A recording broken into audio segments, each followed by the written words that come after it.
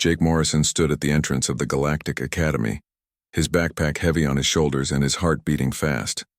The building stretched high into the purple sky of Zentari Prime, its walls made of some kind of crystal that changed colors in the alien sunlight. 3 moons hung in the sky above him, each one a different shade of blue. He had spent 2 years learning galactic standard back on Earth, but now that he was here, surrounded by beings from across the galaxy, the language felt clumsy in his mouth.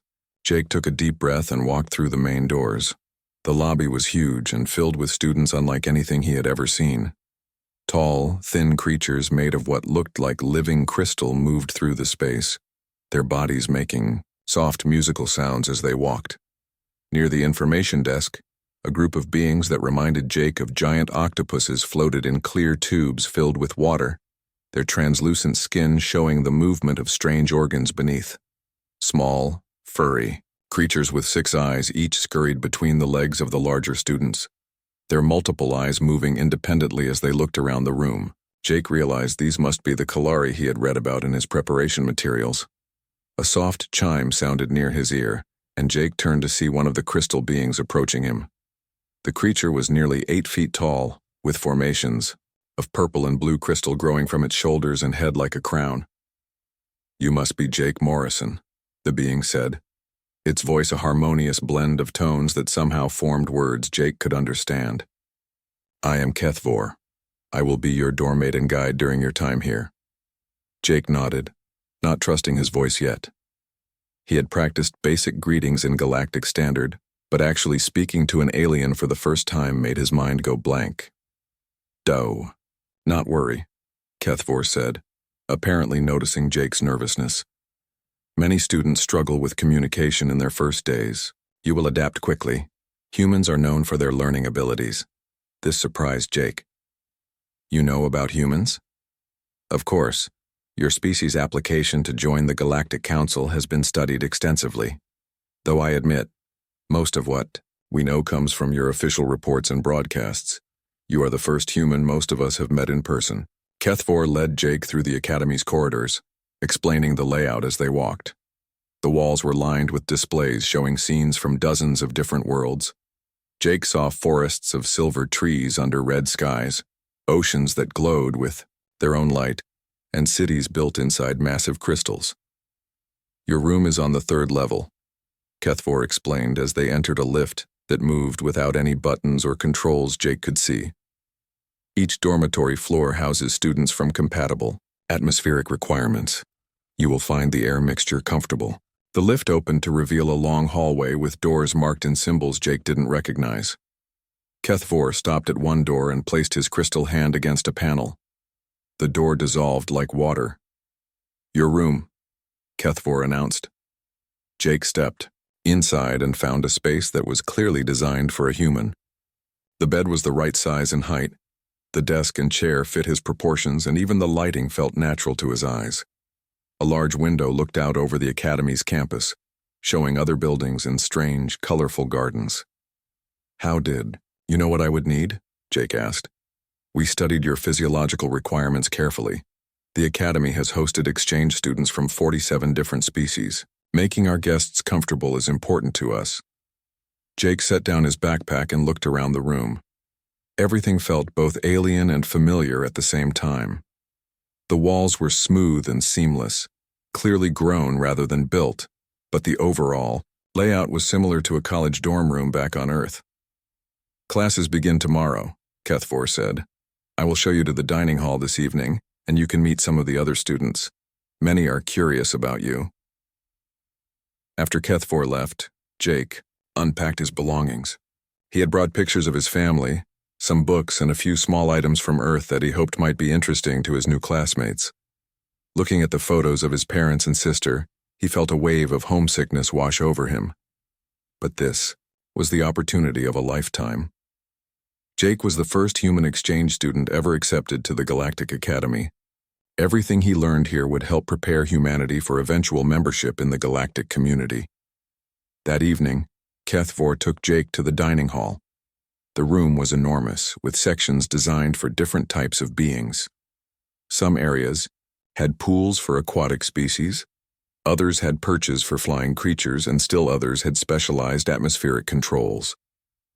Jake followed Kethvor to a section with tables and chairs that looked almost normal, except for the fact that they seemed to be grown from the same material as the walls. Students from various species sat together, eating foods that Jake couldn't identify.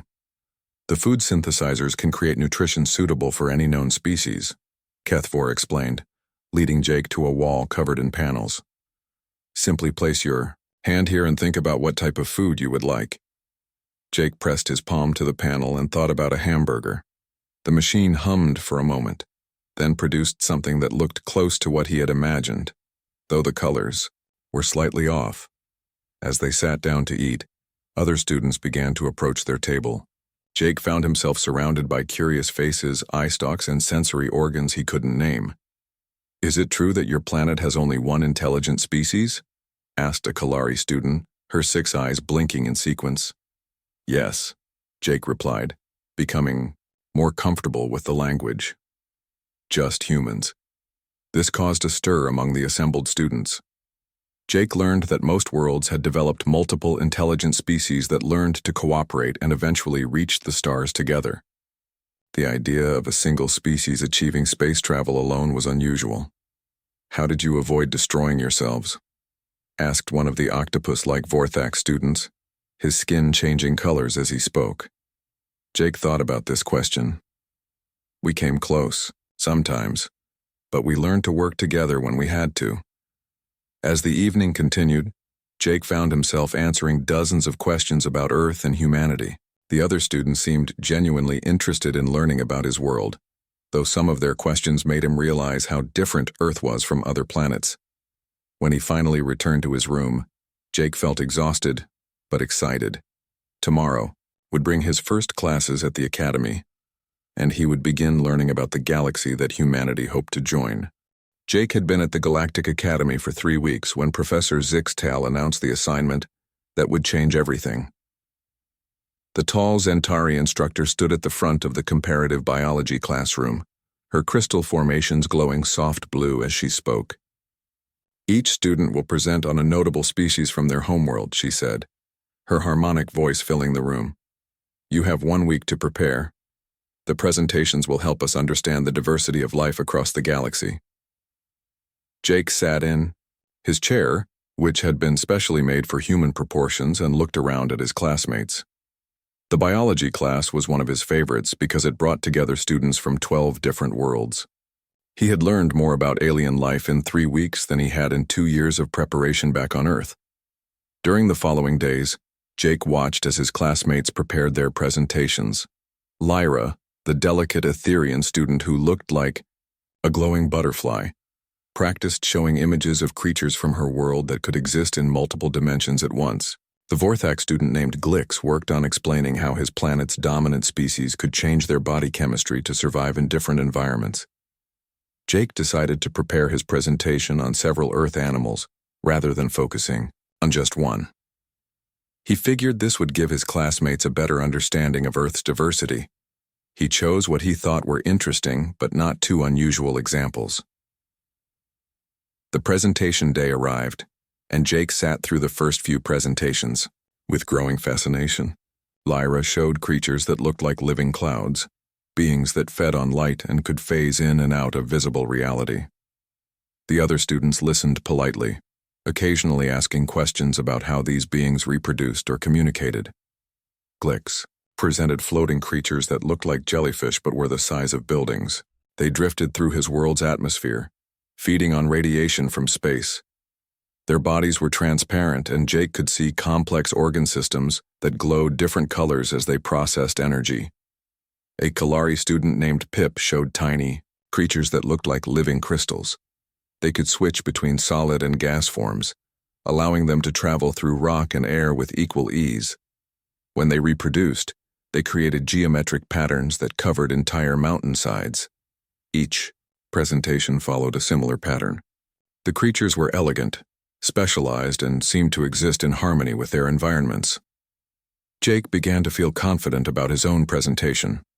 Earth's animals would fit right in with these examples. When Professor Zixtal called his name, Jake walked to the front of the classroom and activated the holographic display. His first image showed a dolphin leaping from the ocean. "This is a dolphin," Jake said, speaking clearly in galactic standard. "They live in Earth's oceans and are very intelligent. They can communicate with each other using clicks and whistles, and they use sound waves to see in dark water." The class showed immediate interest. Several students leaned forward, and Jake heard approving harmonics from the Zentari students. Intelligence was highly valued in galactic society, and the idea of non-tool using intelligence fascinated many species. "They work together to hunt fish," Jake continued. "They can learn new behaviors and teach them to other dolphins. Some dolphins have been observed using tools like sponges to protect their noses while searching for food on the ocean floor." Professor Zixtal's crystals glowed brighter. "Fascinating. Do they have a written language?" "No," Jake replied. "They communicate, only through sounds and body movements, but they can recognize themselves in mirrors and understand complex commands." Jake's next image showed an elephant standing near a waterhole. "This is an elephant. They can weigh up to 6 tons and live for 70 years. They have excellent memories and can remember other elephants they haven't seen for decades." The class murmured appreciatively. Long-lived species with good memories were common among the galaxy's more advanced civilizations. Jake felt he was doing well. "Elephants live in family groups led by the oldest female," Jake explained. "When an elephant dies, the others in the group will stay with the body for days, touching it with their trunks. Some scientists think they mourn their dead." This caused a stir in the classroom. Mourning rituals were considered a sign of advanced emotional development. Jake smiled, pleased with his classmates' reactions. Then he switched to his next image, showing a house cat sitting in a sunny window. "This is a cat," Jake said. "They're much smaller than elephants, usually weighing around 10 pounds. Humans keep them as companions." The image looked harmless enough. The cat was orange and white with green eyes and a peaceful expression. Several students made sounds that Jake had learned indicated approval or interest. "Cats are excellent hunters," Jake continued. "They can kill animals much larger than themselves. Their claws are razor-sharp and they can move completely silently when stalking prey." The classroom grew quieter. Jake noticed some of the smaller students shifting in their seats. "They have excellent night vision and can jump 8 times their own height," Jake added. "But here's what makes them really interesting. They often hunt even when they're not hungry. Humans feed them every day, but cats will still catch and kill small animals just for the practice." The silence that followed was different from the interested quiet during his earlier examples. Jake looked around the room and saw expressions he couldn't quite read. Professor Zixtal's crystal formations had dimmed, and several students were staring at the image of the cat with what looked like concern. Lyra raised one delicate arm. "Did you say this creature kills for practice?" "Well, yes," Jake replied, not understanding why this seemed so shocking. "It's instinct. Cats are natural predators. Even well-fed house cats will hunt mice and birds." Glix's skin had turned a pale color. "Your species keeps predators that kill for entertainment as companions?" Jake realized he might have made an error in his presentation choice. "They're not dangerous to humans," he said quickly. "Cats are very small. They mostly hunt insects and small rodents." But the damage was done. Jake could see his classmates, exchanging glances, and he heard whispered conversations in languages he didn't understand. He had apparently revealed something about Earth that his alien classmates found disturbing. Professor Zixtal's harmonic voice cut through the whispers. "Please continue with your presentation, Jake." Jake looked at his remaining slides and decided to finish with what he hoped would be a safer example. He had saved the best for last, an animal he thought would impress everyone with its size and gentle nature. He switched to his final image, showing a massive gray animal standing in an African river. "And this," Jake said, trying to regain his confidence, "is a hippopotamus." Jake looked at the holographic image of the hippopotamus floating above his head. The massive gray animal stood peacefully in shallow water, its enormous mouth closed, looking almost sleepy in the African sunshine. After the uncomfortable reaction to his cat presentation, Jake hoped this gentle giant would restore his credibility with his alien classmates. "This is a hippopotamus," Jake said, trying to sound confident again. They're one of the largest land mammals on Earth, weighing about 4 tons when fully grown. The class seemed to relax slightly. The image showed a calm, barrel-shaped creature that looked harmless enough. Several students nodded approvingly at the size comparison Jake provided. Hippos spend most of their day in water. Jake continued, pointing to the river in the hologram. They can hold their breath for up to 5 minutes and walk along the bottom of rivers and lakes. Their skin produces a natural sunscreen that's red and orange colored. Professor Zixtal's crystal formations brightened with interest. Remarkable adaptation. What do they eat? They're herbivores, Jake replied, feeling more confident. They eat mainly grass and plants. A single hippo can eat up to 80 pounds of vegetation every day. They usually feed at night and rest in the water during the day to stay cool. The classroom atmosphere improved noticeably. After the disturbing revelation about cats, his classmates seemed relieved to hear about a large, peaceful plant eater. Jake noticed Lyra's glow returning to its normal soft blue, and even Glix's skin had returned to its natural purple color. They're actually related to whales, Jake added, hoping to maintain the positive response, even though they look completely different. Hippos and whales share common ancestors from millions of years ago. This information sparked several interested harmonics from the Zentari students.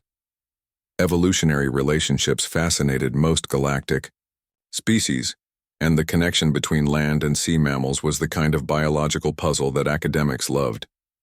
Jake felt he was back on track. The hippopotamus was clearly a much better choice than the cat. He decided to share a few more interesting facts to end his presentation on a strong note. Hippos are very social animals, Jake said. They live in groups called pods, usually with 10 to 30 individuals. The groups are led by a dominant male who protects his territory in the water. Professor Zixtal made a note on her crystal tablet. Territorial behavior in herbivores is quite common. How large are these territories? It depends on the river. Or lake, Jake replied. But hippos are very serious about protecting their space. They don't like it when other animals or humans enter their territory. The word humans seemed to catch several students' attention. Jake realized he had opened a new line of discussion but wasn't sure why this would be significant. Pip, the small Kalari student, raised 2 of her 6 eyes. Do humans compete with hippos for territory? Not really, Jake said. Humans usually try to avoid hippo territories. We've learned to stay away from them because they can be dangerous when protecting their young or their space. The classroom grew quiet again, but this time it felt different from the uncomfortable silence after the cat presentation. This felt more like anticipation, as if his classmates were waiting for him to explain something important. Dangerous how? Asked Glix, his skin shifting to a curious shade of green. Jake hesitated. He realized he was about to share information that might concern his classmates again, but he had already started down this path. Well, hippos kill more humans in Africa than almost any other animal. The silence that followed was complete and absolute. Jake could hear the soft humming of the classroom's air circulation system and nothing else. Every eye, stalk, and optical sensor in the room focused on him with an intensity that made him uncomfortable. Professor Zixtal's harmonic voice dropped to barely audible levels. Could you repeat that, please? Hippos kill more humans than almost any other animal in Africa, Jake said again, speaking slowly and clearly. They're responsible for about 500 human deaths every year. Lyra's glow flickered and dimmed to almost nothing. This plant-eating animal kills your species? Yes, Jake replied, not understanding why this was so shocking. They're incredibly territorial and aggressive when they feel threatened. Hippos see humans as threats to their young or their territory, so they attack. A Zentari student named Corvell made a sound like breaking crystal. How do they kill you? Are they venomous? No, nothing like that, Jake said. They're just really big and strong and fast. A hippo can run up to 30 miles per hour on land, and they're even faster. In water, their jaws are huge. Jake gestured to the hologram, enlarging the hippo's head to show the massive mouth. Their bite force is around 1/800 pounds per square inch. They can bite a crocodile in half. Glix's skin turned completely white. Did you say they can bite a crocodile in half? Yes. Crocodiles are actually one of the few animals that compete with hippos, but hippos usually win those fights. Jake paused, noticing the horrified expressions around the room. They've also been known to bite boats in half when people get too close to their territory. The Vorthak student's tentacles were trembling. These herbivores destroy your vehicles? Sometimes, Jake admitted. Small boats anyway. Hippos see them as threats and attack. There are stories of hippos charging boats and crushing them with their jaws. Professor Zixtal stood up from her chair, her crystal formations flickering rapidly. Jake, let me make sure I understand this correctly. You're telling us that a 4-ton plant-eating animal from your world actively hunts and kills members of your species? Well, they don't hunt humans exactly, Jake said, trying to clarify. They're not predators. They just defend their territory very aggressively. If a human gets too close to the water where hippos live, the hippos will charge and attack. But they kill 500 humans per year? Corvell asked, his harmonic voice shaking. Yes, that's the estimate. Maybe more in some years. Jake looked around the room at the shocked faces of his classmates. Is this really so unusual? Don't other worlds have dangerous herbivores? The question hung in the air like a physical thing. Jake began to realize that he had revealed something about Earth that no one in the room had expected. The way his classmates were looking at him now was completely different from how they had looked at him that morning. Professor Zixtal sat back down slowly. Jake, I think we need to understand more about your world's ecosystem. Could you tell us about Earth's actual predators? Jake felt a sinking sensation in his stomach as he realized that his presentation had taken a very different turn than he had planned. The question about Earth's predators filled him with dread as he thought about lions, tigers, bears, sharks, and hundreds of other creatures that made the hippopotamus look gentle by comparison. That, Jake said quietly, might take a while. Jake walked back to his dormitory in a daze, his mind still spinning from what had happened after his presentation. Professor Zixtal had dismissed the class early, her crystal formations flickering in patterns Jake had never seen before. His classmates had filed out in complete silence, many of them staring at him with expressions he couldn't read. Word traveled fast at the Galactic Academy. By the time Jake reached his floor, other students were already gathering in the hallway outside his room. He recognized some faces from the dining hall, but there were many he had never seen before. Students from advanced classes, different years, even some who looked like graduate researchers. Keth Vor was waiting by their door, his crystal formations glowing a worried shade of orange. Jake, we need to talk, his roommate said quietly. Jake nodded and they went inside, but the crowd of students didn't leave. Through the thin walls, Jake could hear excited conversations in dozens of different languages. He caught fragments of galactic standard mixed with harmonic frequencies, clicking sounds and musical tones he was beginning to recognize as various forms of alien communication. What have you done? Kethfor asked, sitting on his crystalline bed formation. I just gave a biology presentation, Jake replied, collapsing into his human-sized chair. I talked about some animals from Earth. I don't understand why everyone is so upset. Jake, do you realize what you told them today? Kethfor's harmonics carried notes Jake had learned meant serious concern. You described a 4-ton herbivore that kills your species for territorial disputes. This is not normal. Before Jake could respond, a soft chime indicated someone was requesting entry. Kethvor dissolved the door and Professor Zixtal entered, followed by an elderly Zentari Jake didn't recognize. Jake Morrison, Professor Zixtal said. This is Dr. Veltana, head of our xenobiology department. She would like to speak with you. Dr. Veltana was ancient even by Zentari standards. Her crystal formations were deep purple and gold, indicating great age and wisdom. When she spoke, her harmonic voice carried undertones that made Jake feel both respected and slightly afraid.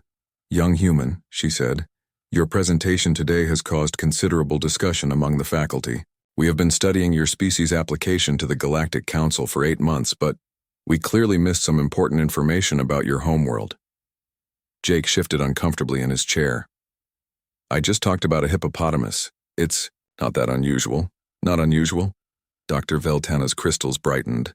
Jake, in the 847 worlds currently represented in the Galactic Council, there are exactly 3 species that face regular lethal threats from herbivorous animals. All 3 of those species required technological assistance to reach spacefaring status. This information hit Jake like a physical blow. What do you mean?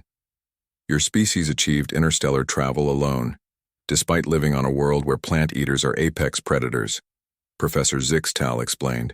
This suggests a level of adaptability and resilience that we completely underestimated.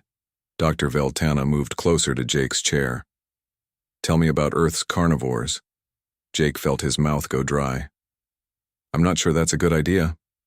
Jake, Doctor, Veltana said gently, we need to understand. If your herbivores kill 500 humans annually, what do your actual predators do? Jake looked at Keith Vor, who had gone completely silent. He thought about lions, tigers, bears, crocodiles, sharks, and dozens of other creatures that made hippos look friendly.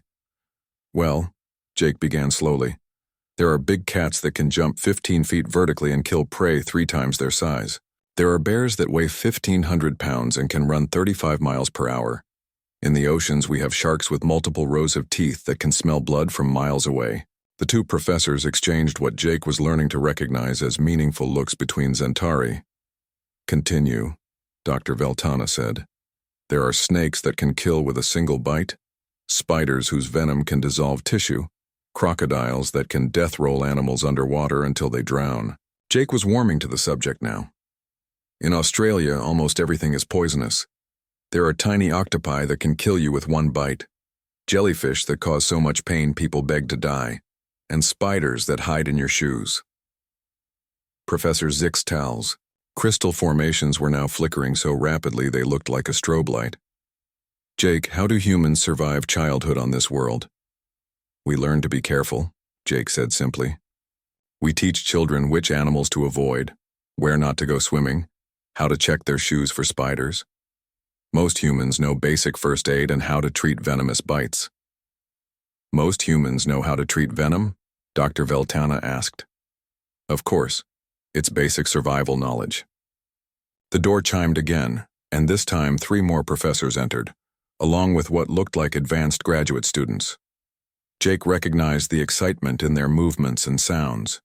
He was becoming a research subject.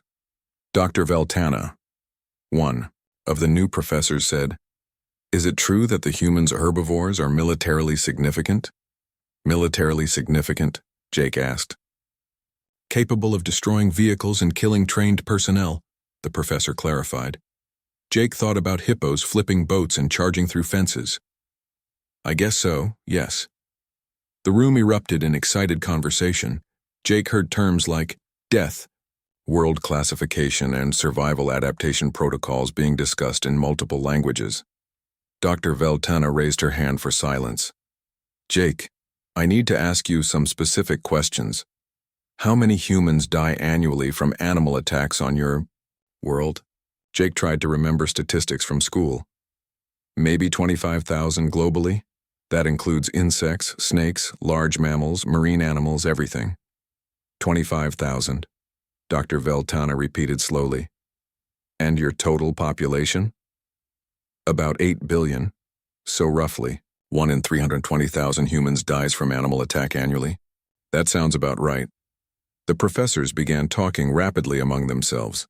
Jake caught phrases like unprecedented survival rates and adaptive evolutionary pressure. Dr. Veltana, Professor Zixtal said, Should we contact the council? Immediately, the elderly Zentari replied. Jake, I'm going to ask you to prepare a comprehensive report on Earth's ecosystem. The Galactic Council's assessment of humanity's membership application needs to be completely revised. Why? Jake asked, though he was beginning to suspect the answer. Because, Dr. Veltana said, we've been evaluating your species as if you came from a normal world. We now understand that you come from what we classify as an extreme survival environment. This changes everything. As the professors filed out, talking excitedly among themselves, Jake sat alone with Keith For. His roommate's crystal formations had turned a deep blue that Jake had learned indicated deep thought. Kethvor, Is this really such a big deal? His roommate looked at him with what Jake was beginning to recognize as amazement mixed with fear. Jake, most worlds have maybe one or two dangerous species. You just described dozens. Your entire planet is what we would call a death world. Death world? A planet so dangerous that only the strongest, most adaptable species could possibly evolve intelligence there. Kethvor paused. Jake, we're going to have to completely rethink what we know about humans. Outside their room, Jake could hear the excited conversations continuing late into the night. His simple biology presentation had apparently changed how the galaxy viewed his entire species. 3 months had passed since Jake's Hippopotamus presentation, and the Galactic Academy felt like a completely different place. What had started as a simple biology report had grown into the most significant xenological discovery in decades. Jake found himself at the center of attention he had never wanted or expected. The changes began small. Professor Zixtel had restructured her entire comparative biology curriculum around Jake's revelations about Earth. Other professors requested guest lectures where Jake could share more information about his homeworld. The Academy's library created a new section dedicated entirely to Earth studies, though most of it was still empty, waiting for more data. Jake walked across the campus toward the main auditorium, where he would give his final presentation before returning to Earth. The campus looked the same as when he had arrived, but everything felt different now. Students who had once been merely curious about the first human exchange student now looked at him with expressions ranging from awe to barely controlled fear. Jake Morrison called a familiar harmonic voice. He turned to see Kethvor approaching, his crystal formations glowing the warm gold color that Jake had learned meant affection and respect. "Are you ready for today?" his roommate asked. "I think so," Jake replied, though he felt nervous about the presentation. "I still can't believe how much attention this has gotten." "You changed how we see your species," Kethvor said simply. "That deserves attention." They walked together toward the auditorium, passing groups of students who whispered excitedly as Jake went by. Some pointed at him openly, which would have been considered rude in most galactic cultures, but Jake had learned that his presence now carried a significance that overrode normal social rules. The auditorium was packed beyond capacity. Jake could see students, professors, and researchers from 17 different worlds filling every seat and standing along the walls. In the front row sat representatives from the Galactic Council, distinguished beings whose presence indicated that this presentation would influence humanity's application for membership. Dr. Veltana introduced Jake with a speech that summarized the past 3 months of research. The Academy's Xenobiology department had worked around the clock to understand the implications of Earth's ecosystem. They had requested additional data from Earth's governments, studied every piece of human media they could access, and conducted detailed interviews with Jake about daily life on his homeworld. "What we discovered," Dr. Veltana announced to the assembled crowd, "has fundamentally changed our understanding of human evolution and capabilities.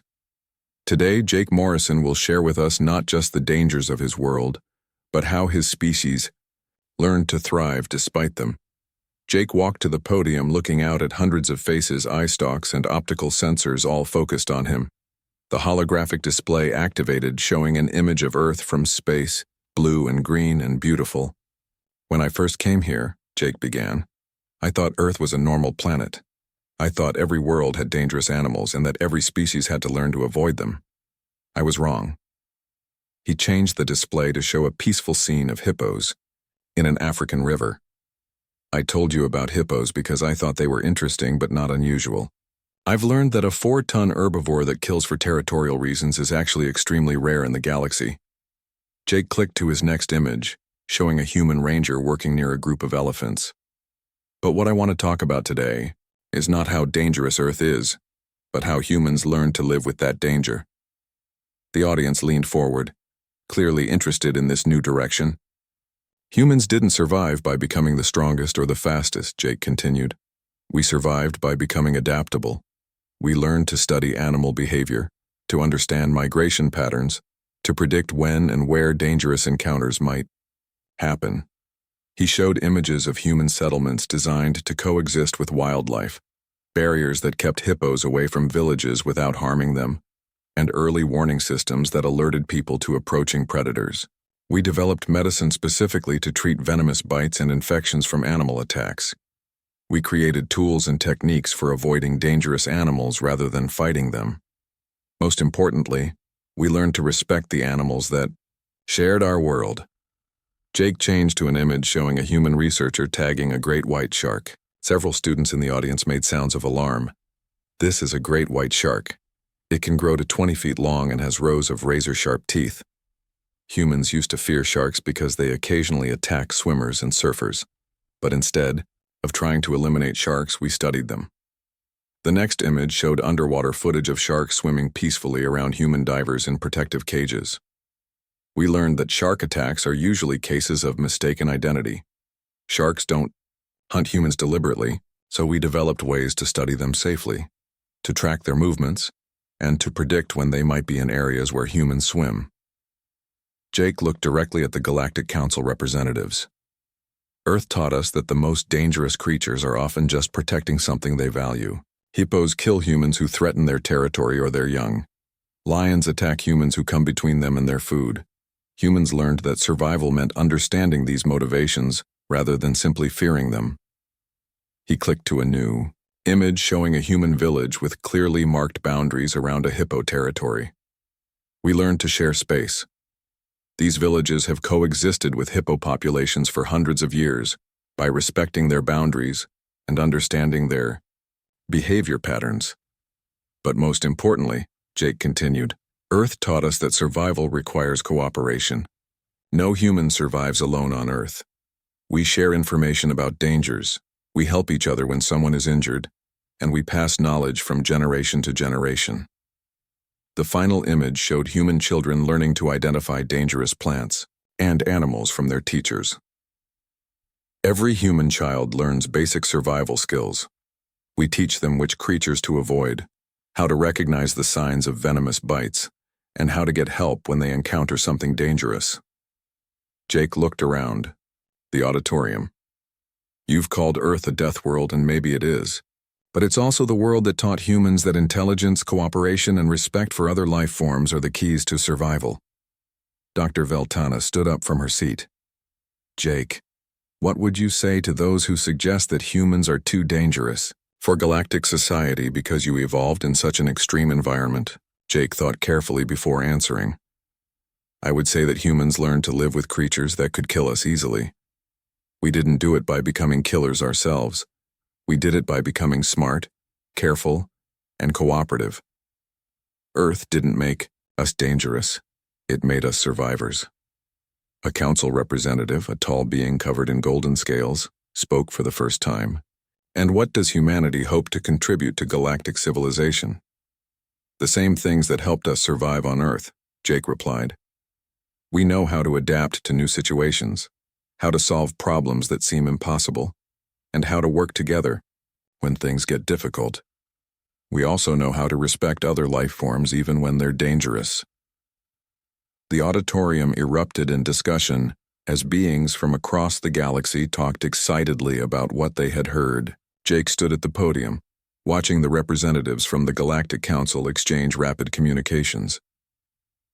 3 hours later, as Jake packed his belongings for the journey home, Keith IV brought him news that would change everything. Humanity's application for Galactic Council membership had been fast-tracked and approved unanimously.